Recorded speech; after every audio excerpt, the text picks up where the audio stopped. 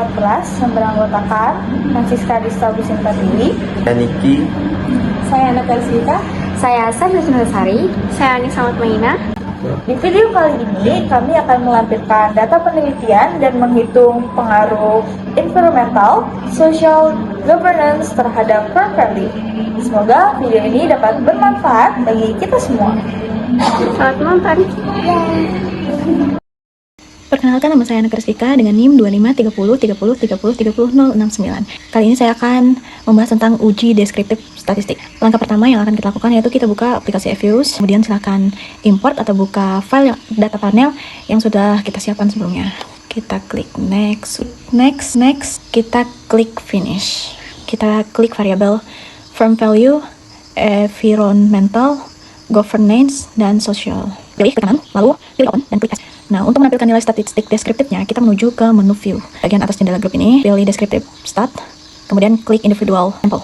Mean atau nilai rata-rata mencerminkan titik tengah atau nilai tipikal dari seluruh sampel data panel kita selama periode pengamatan. Nah, yang kedua adalah nilai maksimum yang menggambarkan kondisi optimal atau batas atas dari data sampel. Nah, dan yang ketiga adalah nilai minimum. Nah, pertama untuk variabel firm value atau nilai perusahaan, jumlah pengamatan adalah 160 observasi. Variabel ini memiliki nilai rata-rata atau mean sebesar 6,100200. Kemudian kita beralih ke variabel environmentalnya. Dari total 160 data, rata-rata pengungkapan atau nilai lingkungannya adalah sebesar 0,374694. Nilai maksimumnya mencapai 0,844000 dan nilai maksimumnya berada di angka 0,026000. Nah, kemudian pada variabel governance-nya, nilai rata-rata sampel menunjukkan angka 0,636831. Nah, variabel ini memiliki nilai maksimum yang cukup tinggi, yaitu 23,32500 dengan nilai minimum yang menyentuh angka minus, tepatnya minus 0,957000. Nah, untuk variabel sosialnya, nilai rata-rata dari seluruh sampel adalah 0,785637. Capaian nilai tertinggi atau maksimumnya berada di angka 0,932000. Sementara nilai terendah atau minimumnya adalah sebesar 0,092000. Jadi dulu perkenalkan, nama saya Niki dengan NIM 2530303039. Di sini pertama itu kita kontrol dulu, pilih chart view, environmental, social name, dan sosial. Di sini kita ke kanan, klik open, kita pilih di sini as everything, klik off. Ini kita pilih view, ini kita pilih residual diagnostic, dan di sini kita pilih histogram normality test. Nah, di sini kan ada Yerkubera dan probability. Berdasarkan hasil uji normalitas Yerkubera pada gambar di atas, diperoleh nilai statistik Yerkubera sebesar 8,645565 dengan nilai signifikasi karena nilai probability itu 0,013263.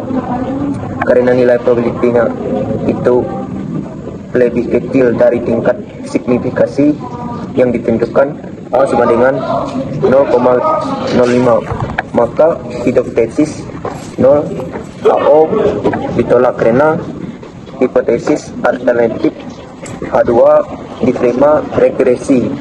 Ini tidak berdistribusi normal, maka tidak normal. Halo semuanya, perkenalkan nama saya Sandra Sari dengan NIM 2530303030. Nah, setelah kita memahami signifikasi teoritis dari kompleksitas data panel, langkah krusial berikutnya adalah melakukan pemodelan empiris. Kita akan memulai dari rangkaian spesifikasi model untuk menentukan estimator terbaik yang kemudian diikuti dengan rangkaian uji asumsi klasik untuk menjamin validitas model. Namun, sebelum saya mempraktikkan pengujiannya di aplikasi Evius, saya akan menjelaskan terlebih dahulu mengapa kelompok saya itu wajib melakukan uji Chow dan juga uji Hausman. Nah, seperti yang kita ketahui, data panel itu menggabungkan data lintas perusahaan atau cross section dan data waktu atau time series. Nah, karena karakteristik data ininya kompleks, kita tidak boleh asal memilih model agar hasil regresi nanti tidak bias dan juga tetap akurat. Jadi kita membutuhkan uji Chow dan juga uji Hausman. Oke, langsung saja di sini kita akan menguji Chow. Yang pertama kita klik quick, setelah itu estimate equation. Di sini tulis variabelnya ada from value, C, setelah itu ada environmental, ada governance, setelah itu ada sosial. Nah, di sini di bagian panel optionnya kita ganti dari yang cross sectionnya itu dari none menjadi fixed. Setelah itu oke. Setelah itu kita pencet view. Setelah itu ada di sini fixed atau random effect testing. Kita pencet yang random fixed effect likelihood ratio. Setelah itu di sini muncul probability-nya. Nah, karena yang tahap pertama ini uji Chow atau likelihood ratio test itu membandingkan efisiensi antara common effect model atau CEM atau fixed effect model atau FEM. Di layar FES ini kita dapat mengamati bahwa nilai probability itu adalah 0,00000. Ingat hasil signifikan itu jauh di bawah alpha atau 1% atau 0,05, maka hipotesis 0 itu ditolak. Hal ini membuktikan secara empiris bahwa fixed effect model atau FEM itu lebih tepat digunakan dibandingkan common effect model karena mampu menangkap heterogenitas antar perusahaan sampel. Nah, prosedur selanjutnya kita akan menguji Hausman, yaitu kita ke estimate. Setelah itu kita ganti dari panel optionnya dari cross sectionnya itu dari fixed ke random. Setelah itu oke. Setelah itu kita pencet view. Setelah itu fixed atau random effect testing tadi kita pilih yang correlate random effect atau Hausman test. Setelah itu di sini muncul nilai probability-nya. Karena nilai probability-nya itu adalah 0,016% dan ini tuh kurang dari 0,05, maka hipotesis 0 itu kembali ditolak. Nah, kesimpulan dari sini tuh menetapkan bahwa fixed effect model atau FEM itu secara mutlak terpilih sebagai model penelitian yang paling valid dan juga konsisten. Jadi, kita menetapkan FEM sebagai model terbaik dilakukan evaluasi terhadap uji asumsi klasik. Berdasarkan pengujian awal, ditemukan adanya indikasi gejala autokorelasi dan ketidaknormalan distribusi residual pada model linear standar. Nah, untuk memitigasi dampak tersebut, estimasi akhir pada model FEM ini tuh sengaja dilakukan menggunakan model wide cross section atau robust standard errors. Pendekatan robust itu secara otomatis mengoreksi bias variance dan parameter regresi sehingga hasil pengujian interversial nantinya tetap bersifat valid, konsisten, dan tidak bias secara asimptotik. Oke, selanjutnya kita akan menguji asumsi klasik. Yang pertama ada uji multikulturalitas. Kita akan mengkontrol di sini yang ngeblok yang variabel independen aja. Di sini ada environmental, ada governance dan juga sosial. Setelah itu kita klik kanan, open yang as group. Setelah itu view yang kita pilih yang cover analysis. Setelah itu kita pilih yang correlation, yang covernya kita hilangkan centangnya, kita klik OK. Di sini muncul correlationnya, kita bisa baca karena tujuan dari uji multikulturalitas itu kan untuk mendeteksi keberadaan korelasi linear yang tinggi antar variabel independen dalam model regresi. Nah, pengujian itu dilakukan melalui pendekatan matriks korelasi atau correlation matrix. Berdasarkan data empiris yang telah kita uji tadi, koefisien korelasi antar environmental dan governance itu sebesar minus 0,087892. Environmental dan sosial itu sebesar 0,230667. Serta governance dan sosial itu sebesar 0,039527. Karena seluruh nilai koefisien korelasi antar variabel independen ini berada jauh di bawah ambang batas kritis, yaitu 0,7, maka dapat disimpulkan bahwa model penelitian ini tuh terbebas dari masalah multikulturalitas. Selanjutnya ada uji heteroskedastisitas, yaitu caranya. Yang pertama kita harus memunculkan nilai residual dari regresi utama. Di sini kita pencet quick, setelah itu estimate equation. Di sini kita masukin semua variabel independen dan dependennya. Ada from value, setelah itu C, environmental, governing, dan juga sosial. Setelah itu kita klik yang di panel optionnya itu, kita ganti yang cross section dari none menjadi fixed. Kita klik OK. Nah, setelah data ini muncul, kita pencet lagi di sini gen. Di sini kita tulis ABS res final. Setelah itu sama dengan ABS dalam kurung receipt. Setelah itu kita pencet OK. Kita pencet lagi yang quick, terus estimate equation. Kita masukkan di sini search final. Kita masukkan C, kita masukkan environmental, governing, terus sosial. Nah, terus yang di panel option itu kita harus yang cross kita harus none ya. Terus kita klik OK. Untuk pengujian heteroskedastisitas itu dilakukan dengan uji Getser berbasis fixed effect. Nah, prosedur itu meregresikan nilai absolut residual terhadap seluruh variabel independen. Berdasarkan uji hasil heteroskedastisitas dengan metode Getser pada tabel ini, diperoleh nilai signifikan atau probability-nya untuk variabel environmental itu sebesar 0,2726, untuk governance sebesar 0,1438, dan untuk sosial sebesar 0,2612.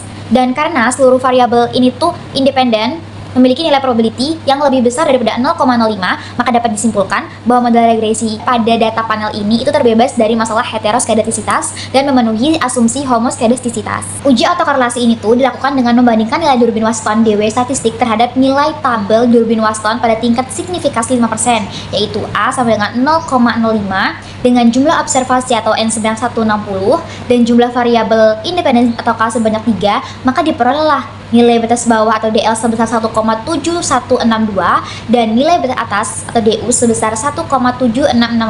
Hasil pengujian ini menunjukkan nilai DW statistik sebesar 1,362804. Karena nilai DW statistik ini lebih kecil daripada nilai batas bawah atau DL 1,7162, maka dapat disimpulkan bahwa nilai atau model regresi ini tuh mengalami masalah autokorelasi yang positif. Halo teman-teman semuanya, perkenalkan nama saya Nia Sabatwaina dengan NIM 25303030036. Nah, di sini saya akan menjelaskan tentang cara penghitungan untuk uji regresi. Sebelumnya, untuk uji asumsi klasik yang telah dijelaskan oleh teman saya tadi, model regresi kelompok kami dinyatakan bebas dari masalah multikolinealitas dan heteroskedastisitas. Meskipun pada pengujian awal terdeteksi adanya gejala autokorelasi dan data tidak normal, tetapi kami telah mengatasinya menggunakan metode wide cross section sehingga uji regresi yang akan saya jelaskan ini tetap kebal, valid, dan akurat untuk Anda gunakan. Pada penelitian kali ini, model yang terpilih adalah Fixed Effect Model atau FEM. Untuk menjalankan regresinya, kita akan klik Quick, kemudian pilih Estimate Equation, dan di sini kita akan ketik Firm Value, C, Environmental, Governance, dan Sosial. Setelah selesai, kita masuk ke panel option, lalu di bagian cross section kita pilih Fixed, dan di bagian Coverage Method, pilih Wide Cross Section yang Period Cluster. Terus pencet OK.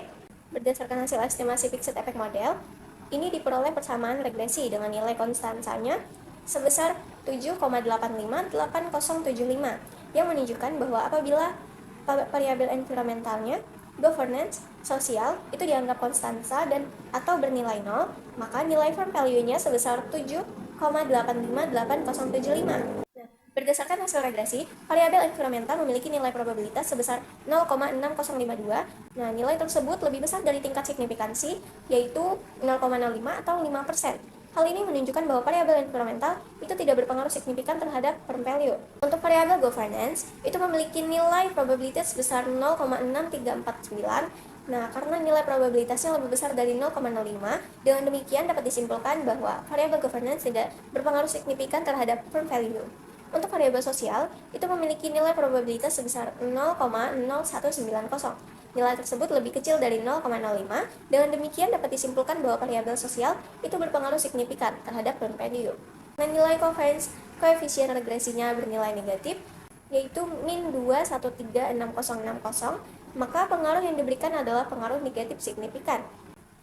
Lanjut, setelah kita mengetahui variabel, kita akan menentukan output FUS-nya berdasarkan nilai R-square-nya, yaitu ketika kita lihat di sini nilai R-square ini adalah 0,894124 atau 89,41%. Hal ini menunjukkan bahwa variabel environmental, governance, dan sosial mampu menjelaskan bahwa variasi firm value sebesar 89,41%. Sementara itu, sisanya sebesar 10,59% dijelaskan oleh variabel lain di luar model penelitian. Nilai adjust R-square-nya yang bernilai 0,865326 atau 86,53%. Nilai ini menunjukkan bahwa setelah disesuaikan dengan jumlah variabel independen dan jumlah observasi, model penelitian masih mampu menjelaskan variasi firm value sebesar 86,53%. Sedangkan sisanya sebesar 13,47% dipengaruhi oleh faktor lain yang tidak dimasukkan ke dalam metode penelitian. Setelah ini kita sudah selesai untuk uji regresinya. Perkenalkan, nama saya Francisca Dista Gusin Patiwi dengan NIM 2530 3030 30073. Nah, pada kali ini saya akan menjelaskan tentang hasil uji regresi. Hasil analisis regresi menunjukkan bahwa variabel environmental memiliki koefisien sebesar minus 0,223274. Hal ini berarti bahwa setiap peningkatan satu satuan environmental itu cenderung menurunkan nilai firm value sebesar 0,223274 dengan asumsi variabel lain tetap. Lalu pada variabel governance memiliki koefisien sebesar 0,06207 yang menunjukkan bahwa setiap peningkatan satu satuan governance itu cenderung meningkatkan firm value sebesar 0,0066207. Nah, sementara itu, variabel sosial memiliki koefisien sebesar minus 2136060. Artinya, setiap peningkatan satu satuan sosial itu cenderung menurunkan nilai firm value sebesar 2,136060 dengan asumsi variabel lainnya itu konstan. Berdasarkan nilai koefisien regresi tersebut, dapat disimpulkan bahwa variabel governance itu berpengaruh positif terhadap nilai firm value, sedangkan variabel environmental dan sosial itu memiliki arah pengaruh negatif terhadap firm value. Terima kasih. Kami dari kelompok 14, Izin pamit undur diri. semoga video ini dapat bermanfaat bagi kita semua. Saya Francisca. Saya Niki. Saya Nagara Zinta. Saya Sari. Saya Anissa. Pamit undur diri. Bye-bye.